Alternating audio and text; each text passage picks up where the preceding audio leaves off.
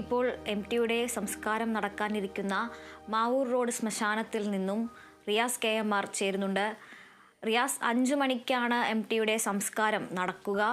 എന്തെല്ലാമാണ് ഒരുക്കങ്ങൾ, ഏതുവരെയായി? അതുല്യ, ഈ നമ്മളിപ്പോൾ കാണുന്ന ഈ മാവൂർ റോഡ് ശ്മശാനത്തിലാണ്. ഇത് കോഴിക്കോട് കോർപ്പറേഷൻ സ്മൃതിപഥം എന്ന പേരിൽ തയ്യാറാക്കിയ ഈ ശ്മശാനം നവീകരിച്ചതിന് ശേഷമുള്ള ആദ്യത്തെ സംസ്കാര ചടങ്ങാണ് എം.ടിയുടേത്. അതൊരു വലിയ യാദർശികതയാണ്, ഇത് സമ്മാനിച്ച യാദർശികതയാണ്. എം.ടിയുടേത് തന്നെയാണ്. ഇതിൻ്റെ ഉദ്ഘാടനം പൂർത്തിയാകുന്നതിന് മുൻപ് ഇവിടെ ഒരു ആദ്യത്തെ ശവസംസ്കാരം എന്ന രീതിയിൽ നടക്കാൻ പോകുന്നത് എന്നുള്ളത് അത് വലിയ ചരിത്രമാവുകയാണ് കോഴിക്കോടിനെ സംബന്ധിച്ച്. ഇപ്പോൾ ഈ ദൃശ്യത്തിൽ കാണാം, ഇതിൻ്റെ തൊട്ട് അടുത്തുള്ള ഈ ഒരു ഭാഗം, ഈ റൗണ്ട് ക്രമീകരിച്ചിരിക്കുന്ന ഈ ഒരു ഭാഗത്താണ് എം.ടിയുടെ ഭൗതികദേഹം നേരെ കൊണ്ടുവന്ന് അത് സിതാരയിൽ നിന്നും അല്പസമയത്തിനകം പുറപ്പെടും. അത് കൊട്ടാരം റോഡ് വഴി, പിന്നീട് ബാങ്ക് റോഡ് വഴി, ഫാത്തിമ ആശുപത്രിയുടെ പരിസരത്തൂടെ, KSRTC ബസ് സ്റ്റാൻഡ് പരിസരം വഴി, പിന്നീട് നന്ദിലത്ത് G-Mart പരിസരത്തേക്ക് എത്തി ഈ മാവൂർ റോഡ് ശ്മശാനത്തിലേക്ക് വരുന്ന മൃതദേഹം ആ കാണുന്ന ഗ്രില്ലുകൾ തീർത്ത ആ വഴിയിലൂടെ, ആ ഒരു മേൽക്കൂര തീർത്ത വഴിയിലൂടെ അകത്തേക്ക് കടന്ന് ഇപ്പോൾ ഈ ഇന്റർലോക്ക് പാകിയ ഈ ഭാഗത്ത് ഇതിൻ്റെ ഒത്ത മധ്യത്തിലായി ഇവിടെ ഈ മൃതദേഹം ഇവിടെ വെച്ചതിന് ശേഷം അതിനുശേഷമായിരിക്കും സംസ്ഥാന സർക്കാരിൻ്റെ ഔദ്യോഗിക ബഹുമതി ഉൾപ്പെടെ നൽകുക. പിന്നീട് ഇപ്പോൾ തന്നെ ജില്ലാ കളക്ടർ സ്നേഹിൽ കുമാർ സിംഗും ഒപ്പം Kozhikode deputy mayor CP Muzaffar അഹമ്മദും അടക്കമുള്ളവർ, ഒപ്പം തന്നെ സ്റ്റാൻഡിംഗ് കമ്മിറ്റി ചെയർമാൻമാർ തുടങ്ങിയവരെല്ലാം തന്നെ ഇവിടെയുണ്ട്. ഇവിടെ മറ്റ് ക്രമീകരണങ്ങളെല്ലാം തന്നെ അവർ സജ്ജീകരിച്ച് കഴിഞ്ഞിട്ടുണ്ട്. നിരവധി ആളുകളെ നമുക്ക് ഇവിടത്തേക്ക് കാണാൻ കഴിയും. അവിടെ നിന്നും നേരെ ഔദ്യോഗിക ബഹുമതി ഉൾപ്പെടെ നൽകിയതിന് ശേഷമായിരിക്കും ഇതിനകത്തേക്ക് മൃതദേഹം കൊണ്ടുവരിക.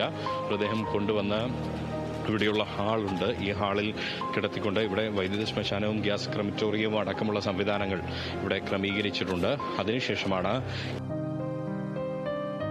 ഈ ശ്മശാനത്തിൽ ആദ്യത്തെ ഒരു ശവസംസ്കാരമായി എം.ടിയുടെ ഭൗതികദേഹം ഇവിടെ ഇതിൽ കിടത്തിയിരിക്കുന്ന ട്രോളിയിൽ ഇവിടെ ക്രമീകരിച്ചിരിക്കുന്നത് നമുക്ക് കാണാം.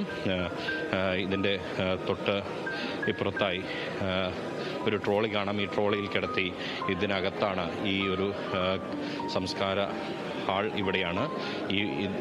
ഇതിനകത്ത് ആയിരിക്കും എം.ടിയെ സംസ്കരിക്കുക. വൈദ്യുതി ശ്മശാനത്തിലാണ് എം.ടിയുടെ സംസ്കാരം. നിമിഷ നേരങ്ങൾ കൊണ്ട് നടക്കും എന്നുള്ളതാണ്. അങ്ങനെയെങ്കിൽ ഇനി നിമിഷങ്ങൾ മാത്രമാണ് മലയാളത്തിൻ്റെ ഏറ്റവും പ്രിയപ്പെട്ട സാഹിത്യകാരൻ, ഏറ്റവും വലിയ സാഹിത്യകാരൻ ഓർമ്മയാകാൻ ഇനിയുള്ളത്. എം.ടിയുടെ ഭൗതികദേഹം ഇനി നമ്മോടൊപ്പം ഇല്ല എന്ന് പറയേണ്ടി വരുന്നൊരു വേദന ഉണ്ടാവുന്നു. ഒരുപക്ഷെ കാലാതിവർത്തിയായി നിൽക്കുന്ന, കൽപ്പാന്തകാലത്തോളം നിൽക്കുന്ന രചനകളിലൂടെ എം.ടി ജനഹൃദയങ്ങളിൽ ഇടം നേടിയതുപോലെ ഇനിയിപ്പോൾ എം.ടിയുടെ ഓർമ്മകൾ മാത്രമായിരിക്കും അവശേഷിക്കുക. എം.ടിയുടെ കൃതികൾ, എം.ടിയുടെ സിനിമ തുടങ്ങിയ കാര്യങ്ങളിലൂടെ എം.ടി ഇനിയിപ്പോൾ ജീവിക്കും. അതുല്യ, എം.ടിയുടെ സംസ്കാരം നടക്കാനിരിക്കുന്ന കോഴിക്കോട് മാവൂർ സ്മൃതിപഥം ശ്മശാനത്തിൽ നിന്ന് വിവരങ്ങൾ നൽകുകയായിരുന്നു റിയാസ്. 5 മണിയോടുകൂടിയാണ് സംസ്കാരം തീരുമാനിച്ചിരിക്കുന്നത്. 4 മണിയോടുകൂടി എം.ടിയുടെ വസതിയായ കോഴിക്കോടുള്ള സിതാരയിൽ നിന്ന് മൃതദേഹം വിലാപയാത്രയായി ശ്മശാനത്തിലേക്ക് എത്തിക്കും. ശ്മശാനത്തിന് മുന്നിൽ ക്രമീകരിച്ചിരിക്കുന്ന ആ ഒരു വൃത്തമധ്യത്തിലായിരിക്കും ഭൗതികദേഹം എത്തിക്കുക. അതിനുശേഷം 5 മണിക്ക് ശേഷം ഔദ്യോഗികമായ സംസ്കാരം നടക്കും. നവീകരണത്തിന് ശേഷം ഉദ്ഘാടനം നടക്കാനിരിക്കുന്ന ആ ശ്മശാനത്തിൽ നടക്കുന്ന ആദ്യ സംസ്കാരമാണ് എം.ടിയുടേത്. കാലത്തിൻ്റെ യാദൃശ്ചികത. എന്തായാലും ഇപ്പോൾ എം.ടിയുടെ വീട്ടിൽ, അദ്ദേഹത്തിൻ്റെ വസതിയിൽ സിതാരയിൽ പൊതുദർശനം പുരോഗമിക്കുകയാണ്. വീട്ടിൽ മാത്രമാണ് പൊതുദർശനം ഒരുക്കിയിട്ടുള്ളത്. ആഘോഷങ്ങളില്ലാതെ എല്ലാ കാലത്തും പിറന്നാളിന് പോലും ആഘോഷങ്ങൾ ഒഴിവാക്കിയ ഒരു വ്യക്തിത്വമായിരുന്നു എം.ടിയുടേത്. അദ്ദേഹത്തിൻ്റെ വിടപറച്ചിലും അതേ രീതിയിലായിരിക്കണം എന്ന് തന്നെയായിരുന്നു അദ്ദേഹത്തിൻ്റെ ആഗ്രഹം. എങ്കിലും ഔപചാരികമായ വിടപറച്ചിലുകൾക്ക് അദ്ദേഹത്തിൻ്റെ കുടുംബം സമ്മതം നൽകിയിട്ടുണ്ട്. അതിനെ തുടർന്ന് ഔപചാരിക ബഹുമതികളോടുകൂടിയായിരിക്കും സംസ്കാരം നടക്കുക. എങ്കിലും പൊതുദർശനം അദ്ദേഹത്തിൻ്റെ വസതിയിൽ മാത്രമായി ചുരുക്കിയിരിക്കുകയാണ്. ഇപ്പോൾ മാവൂർ റോഡിലെ ശ്മശാനത്തിൽ നിന്നും, സ്മൃതിപഥം എന്ന ശ്മശാനത്തിൽ നിന്നും വിവരങ്ങൾ നൽകുകയായിരുന്നു റിയാസ് KMR.